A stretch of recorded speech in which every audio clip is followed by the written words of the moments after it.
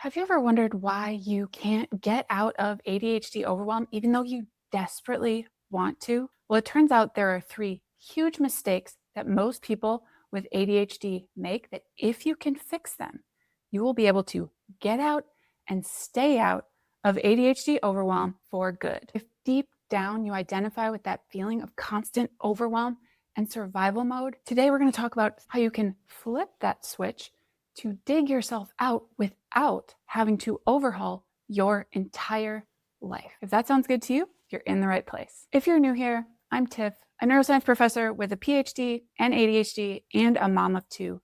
And I help women with ADHD go from barely hanging on, constantly overwhelmed, living in survival mode, to truly thriving in a way that works with your unique ADHD brain so that you can build a life that you actually love in a way that works with your brain. And I have a free resource to share, so stick around. Mistake number one, and this is a big one, it's you don't realize your own power. Listen, I get it.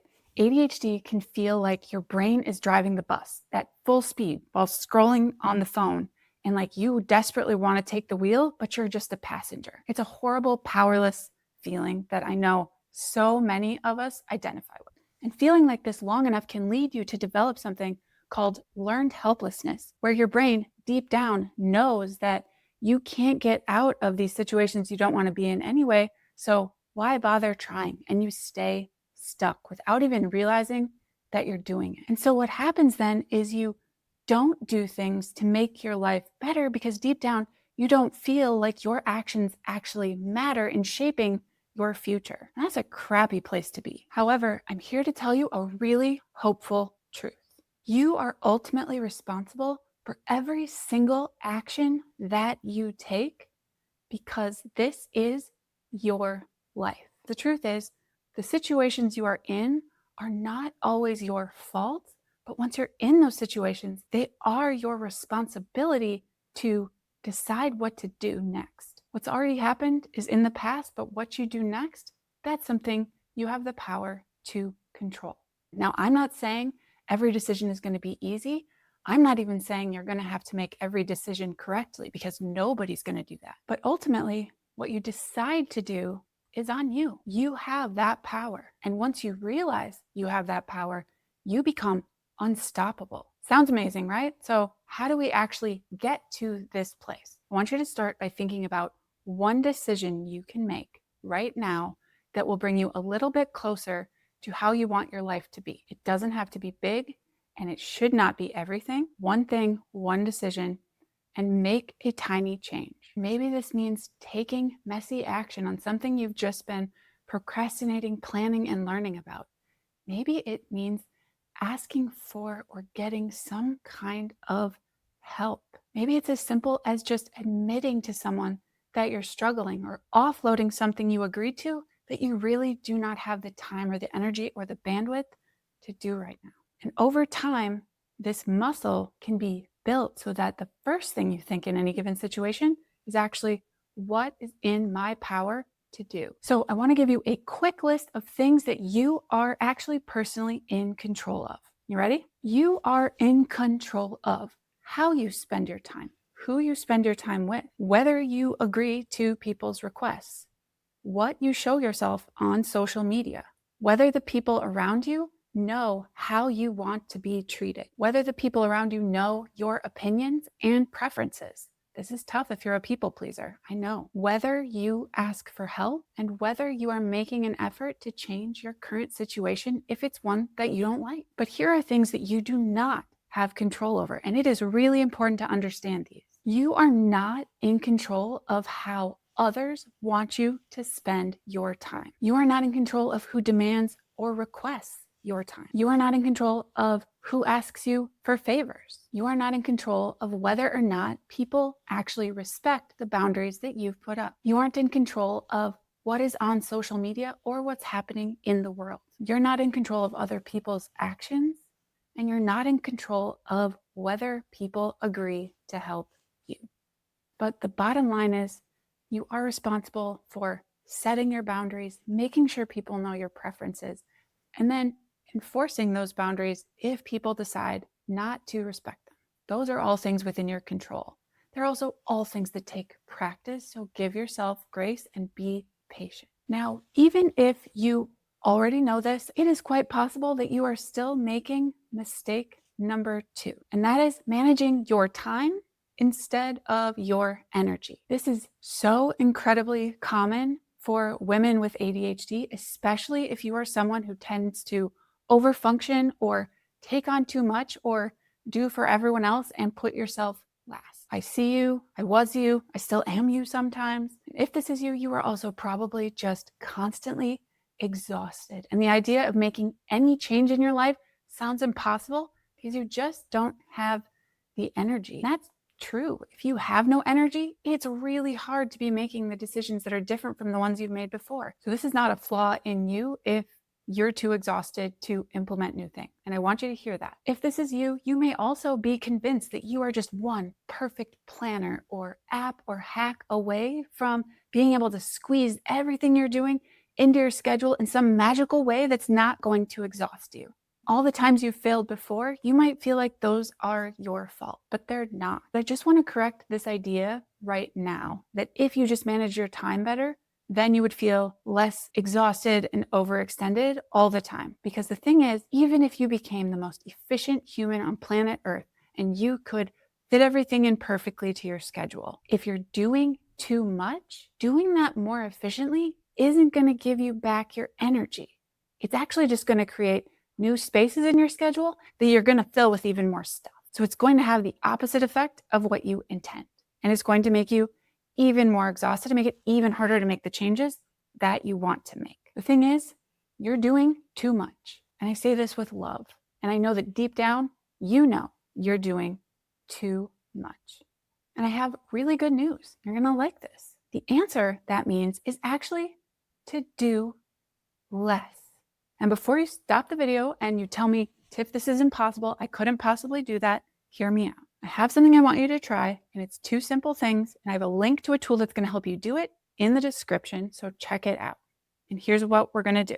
First, I want you to make a list of the things that you do pretty often or regularly and the people you interact with either daily or often. And then I want you to score those activities and those people on a scale of -5 to 5. And -5 means completely, utterly drains your energy, unpleasant experience. You dread going, you feel completely exhausted after it's over. And 5 is you do it and you could immediately do it again. You feel energized when you're done interacting with that person or doing that activity. Even if the activity is something physical, even if the task was something that caused you to think really hard, you still feel energized when you are finished. That's a 5. And score everything that you wrote down. And so here's what I want you to do, okay? I want you to take those things that were like a -3 to -5, and I want you to do your very best to either eliminate or reduce or delegate those things so that you get them off of your plate or happening less frequently or happening in a way that you find less draining. This might mean asking for help. This might mean rearranging things. This might mean saying no. This might mean not attending things where people that you just can't be around right now are going to be, even friends, family, whatever. Okay. And then the second part, and this is what everybody misses, in your energy gains column, I want you to look at those things that really refuel you. Fill up your energy tank and make an effort to either do those things more often for a little bit longer, or even if all you can manage to just be more present in those moments. Because being more present will give you way more bang for your buck than you were getting just going through the motions of life. When we're in survival mode, we're going through the motions all the time. So we miss the fact that we're having good experiences that do give us energy. For me, it was hugging my kids, walking outside without my phone, looking up at the sky, taking a deep breath. Like that was all I could manage at the beginning of starting to dig myself out of burnout. And just those tiny little changes, which took me no extra time in my day, gave me a huge boost and the motivation to keep finding more new energy. The resource that I mentioned, linked in the description, is an ADHD energy reset workbook that's going to help you map that out. So check it out, because the more you can make your schedule work for you, the more energy you're going to have to move toward that life that you actually want to be living. Because energy is truly everything with ADHD. And the bonus is that by doing less and shifting things around in this way, you are actually going to get more of the important things done, and you're going to be happier, and that'll help you show up better for everyone else in your life. So let's say, okay, I feel super empowered. I can go like build my energy. But listen, I failed so many times before. I just don't believe that I can actually make a change. And I hear this from so many women that I work with and that I talk to. The biggest fear for women joining the ADHD Success Lab isn't the money. It's actually whether or not they can make a change, whether they're willing to trust themselves to do it. Mistake number 3. They feel so ashamed of where they're at and how they haven't been able to do it themselves. And listen, I get it. RSD is a mother. Like, there are big emotions that come with ADHD, and a lot of those negative emotions get directed at ourselves. And one of the main ways this shows up is we shame ourselves when things get hard. We go to make a change, we encounter an obstacle, and we assume that because we are struggling, that is some internal flaw in us. Here's the thing. Nobody gets through life without obstacles. And the first step here is to actually realize that change is supposed to be hard. Your brain is actually not wired to make you happy. Your brain is wired to keep you alive.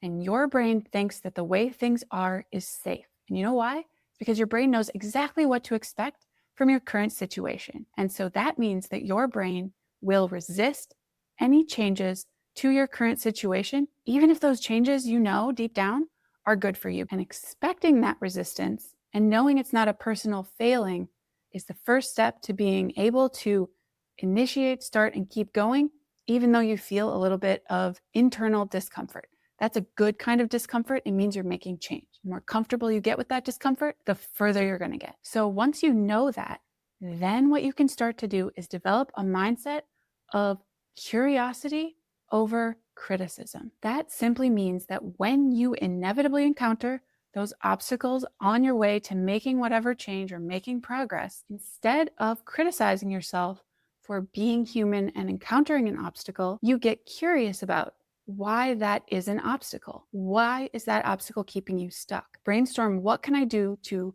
get around that obstacle? What can I test out to try to make it easier to make good decisions or harder to make bad decisions? A really good example of this that you've probably heard is when you want to work out in the morning, having your workout clothes right there, already picked out, water bottle pre-filled, shoes ready to go, or gym bag packed, eliminates resistance on the way to getting to where you want to go. So it makes the good decision easier. If you want to stop snacking, keeping the snacks out of the house makes it harder to make the bad decision. It makes you pause and think about whether you really want that snack. And maybe you do, but it's going to be a little harder to get it, right? So it creates enough friction to make a bad decision that you don't want to be making harder. And so if you can figure out how to get around obstacles and design solutions without internal judgment for what solution personally works for you, I want you to just imagine for a second how much better it would be if you weren't shaming yourself